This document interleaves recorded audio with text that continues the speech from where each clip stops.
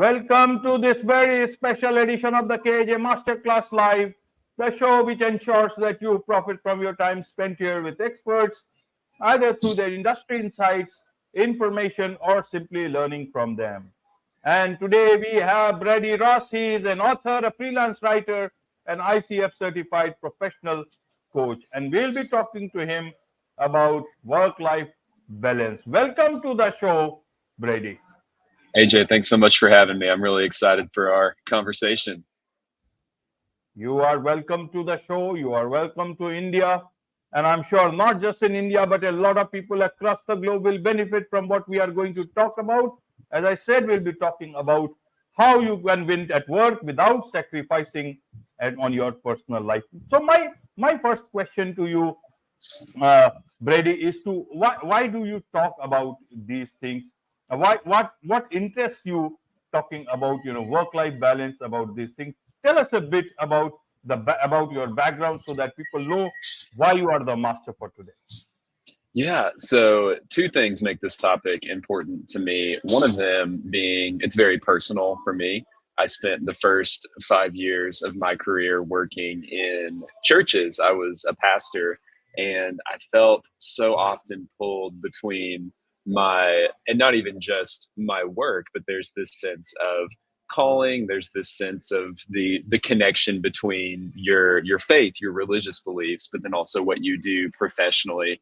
And that always pushes you to do more, maybe even than what you would typically do for a job. But then there's also this calling to be available to family, this calling to stay true to what makes you you. And that's not even just your work, but there's so many things that go into that. And I haven't always walked that tension well. I burned out after several years in ministry, and coming back from that took some time, and it took not only some time to heal, but also some time to reimagine what my values and priorities were and who I wanted to be. The other thing that really attracts me to this topic is seeing how much it challenges other people today as well.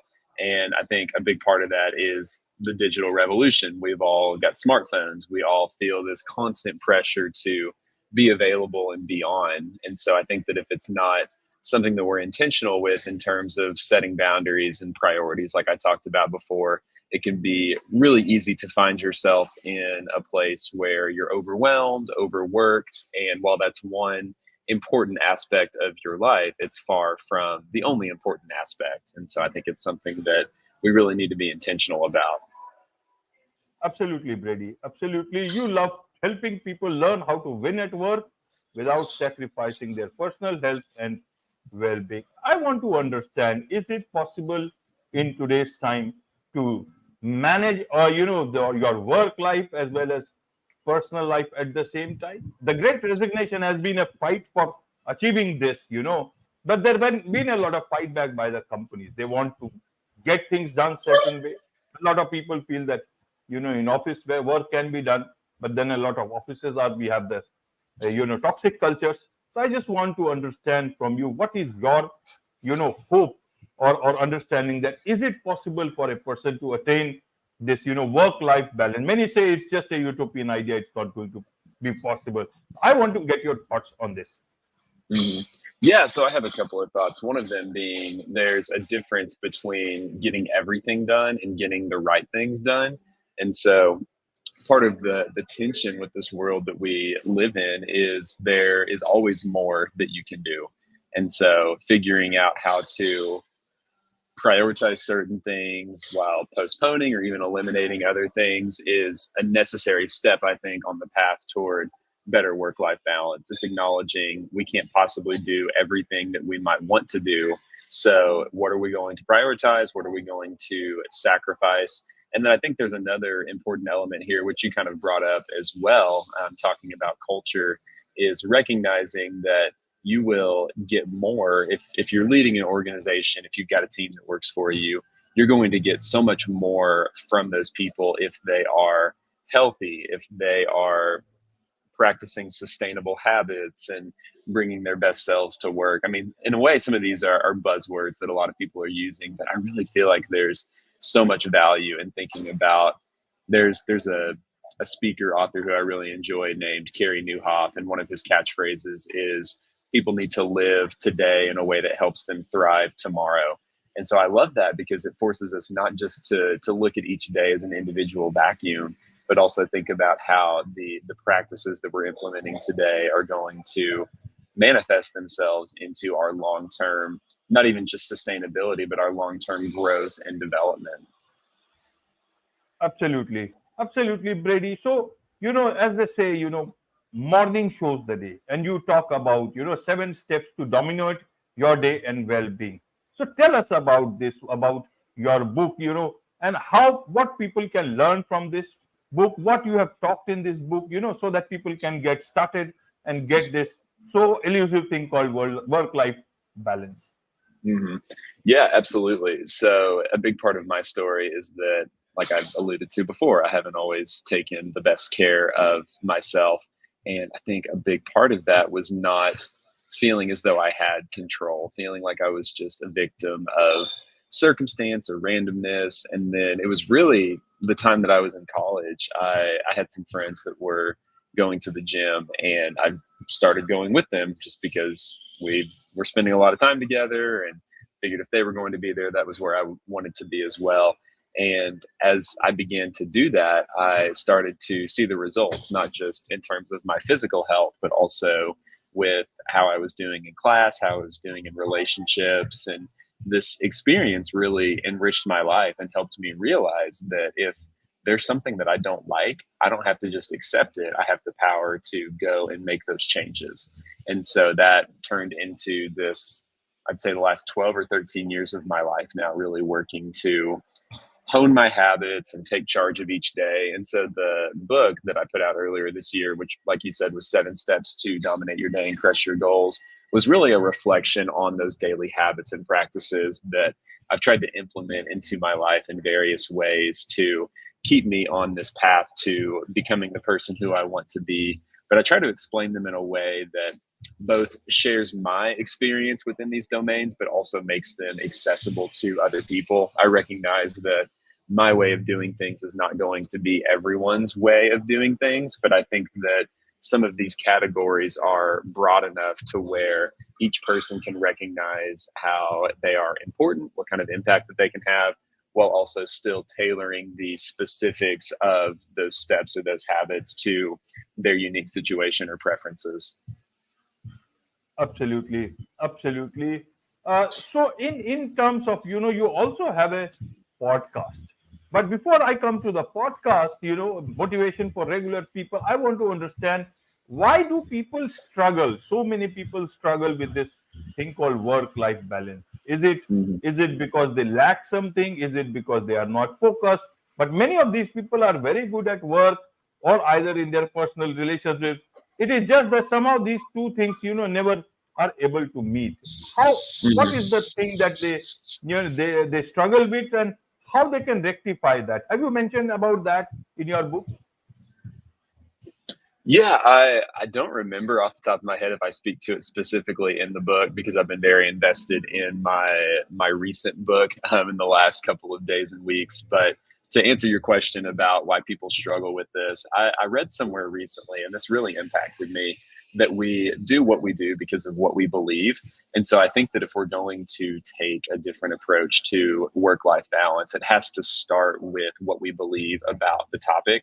So, for example, I imagine there are people who struggle with work life balance because they don't believe it's possible to do both well. And I see this all the time with the people who I know and in the communities that I'm involved with.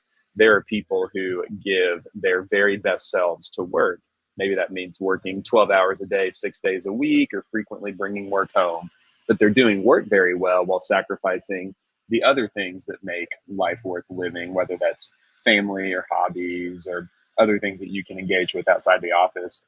And then I also see people who are just showing up to punch a clock and do the bare minimum, and they have really rich personal lives. And I think that's great. But there's something so valuable about having work that is fulfilling for us and that we can engage with.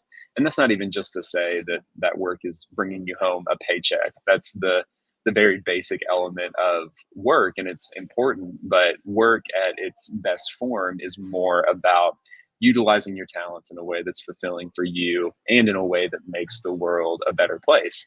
Think about it. So many people who have jobs that are important and fulfilling and that they enjoy and do really well, they are making a contribution that extends beyond them and their context. And so I think that the the best kind of life that we can pursue is a life where we give, I don't even want to say equal attention, because I think that creates this idea of balance that is maybe not even possible, but giving the appropriate amount of attention to each endeavor. And I think it starts with believing, one, that it's possible to do both of these things well, but even in saying that it's possible shouldn't underscore the fact that it will require some level of sacrifice. Absolutely. Absolutely, Brady. So now tell us about the podcast, motivation for regular people. What is this Mhm. podcast about? What people can learn from this podcast? hmm So it's funny you bring up the Seven Steps to Dominate Your Day and Crush Your Goals book. So I wrote that book earlier this year, shared it with a friend who gave me some feedback on it. And what he said really stuck with me. He said, for me, I don't struggle with knowing what to do. I struggle with feeling the motivation to do it. And first of all, I don't think this feedback was meant to be overly critical, and I didn't interpret it that way, but I really thought it was insightful, and I continued thinking on it. My first thought was that's something that I can resonate with. Um, I don't always feel like motivation shows up in the same way every day that I would like for it to. But then I also just began thinking, if that was something that I could help people with, if I could help people discover motivation on the days when it didn't feel like it was coming naturally or coming quickly, the impact of that could be so significant. And the more that I continued to think about this topic of motivation, I realized there's this false narrative that exists around motivation. And again, this comes back to something that I shared earlier, which is we do what we do because of what we believe. I think that too many people believe that motivation is something that some people have and others don't. When the reality is, at least this is my opinion, I always give people permission to disagree with me, but I haven't had anybody disagree yet. The reality is we all have the same amount of internal motivation, because motivation plays a role in everything that we do. Everything that we do, whether it's good, bad, or indifferent, requires some sort of motivation. And so the issue is not that some people are motivated and others aren't, but what makes us different is, first of all, how we're motivated, and then secondly, how aware we are of those motivations. So I'll give you an example of this. And this was really the moment when I discovered this truth for the first time. So I've got two young kids. I've got a 5-year-old son and a 2-year-old daughter. Love them more than anything in the world, but also recognize how much energy is required for being a parent. And so I get to the end of the workday. I'm tired, like most people are when they finish work. And I realize I have this decision to make. I can choose to engage well with my family. I can get down on the floor, play with my kids, chase them around the house, whatever they want to do. Or I can sit on the couch, watch a basketball game, flip through my phone. And in that moment, I feel motivated to do both of those things at the same time, because they both produce different outcomes and they satisfy different desires. And honestly, I think what it comes down to more often than not is, and within the realm of motivation, do I choose the activity that will provide the instantaneous reward but have the long-term cost, which in that scenario that I just described would be watching the basketball game, flipping through my phone, zoning out, or do I choose the activity that's going to require more effort, more sacrifice, whatever that might be in the short term, but that's going to have a greater long term impact? So when I'm tired, it can feel like a stretch for me to engage with my children. And I'm not trying to diminish the importance of that time in any way. I'm just being honest, I think, in a way that a lot of parents will relate to, knowing that that's going to require that initial investment of energy, but the long term reward there is going to be much more substantial. And so this is so valuable in the work that I do. I'm primarily a coach. I work with people, primarily leaders and people who are just looking to stay motivated to pursue their goals. But this perspective on motivation, I think, is so valuable to them because it helps them realize the different ways that they are motivated at the same time or in regards to the same issue. And then once that awareness comes, they're able to make more intentional choices about how they spend their time and energy. And one more thing that I'll say here, at the risk of rambling just a little bit longer, one of the most helpful things I think people realize as we begin to have this conversation about motivation is that they don't have to feel 100% motivated in order to take action, whether that's going for a run, whether that's prospecting for your business, calling a new potential customer, or any of these tasks that are commonly perceived as hard tasks. You don't have to feel 100% motivated in order to take that step. You just have to tip the scales slightly in your favor. You've got to get to 51%, right? That small majority. And if you can get there, then you'll be able to move forward and take action. Absolutely, absolutely. 51% is more than 50. And by 51%, you can own a company. Why not? You can own your actions and take your actions for whatever you are planning. There is much to learn from you, Brady, either as a professional coach, either as an author, either who talks about motivation and work-life balance. So for those people who would like to learn more from you, Brady, and also engage with you professionally, learn, know more about your book, what is the best way for them to connect with you? Yeah, absolutely. Thank you. So I've got my podcast, Motivation for Regular People. You can subscribe on Apple, Spotify, wherever you get your podcasts. I also have a book called Motivation for Regular People that will be out 3 or 4 days from the time that we're recording. So by the time you're hearing this, it'll probably be available for purchase. And then my website is bradyross.com. You can go there to learn about the books, learn about the podcast, learn about my coaching, and would love to connect with anyone who's listening who wants to talk more about these topics. And I'm happy to help however I can. Wonderful, wonderful. With this, it's a wrap on this very special edition of the KAJ Masterclass Live. Thank you so much indeed for joining us. Thank you, AJ.